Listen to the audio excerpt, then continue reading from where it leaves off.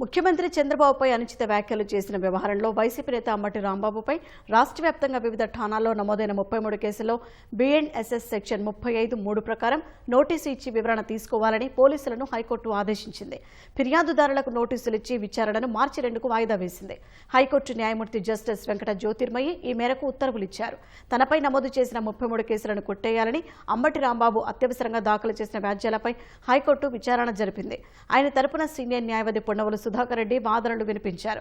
ఒకే ఘటనపై రాష్ట్ర వ్యాప్తంగా మొత్తం 35 కేసులు నమోదు చేశారన్నారు. న్యాయమూర్తి స్పందిస్తూ ఒకే ఘటనపై బహుళ ఎఫ్ఐఆర్లు నమోదు చేయడానికి వీల్లేదని సుప్రీంకోర్టు పలు తీర్పులిచ్చిందని గుర్తు చేశారు.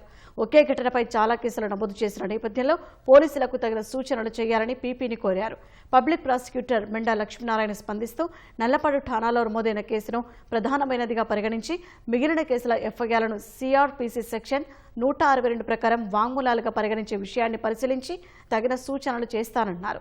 గుంటూరులోని పట్టాభిపురం, నగరంపాలెం పోలీసులు గతేడాది నమోదు చేసిన 2 కేసుల్లో అంబటికి నోటీసు ఇచ్చి వివరణ తీసుకోవాలని పోలీసులను హైకోర్టు ఆదేశించింది.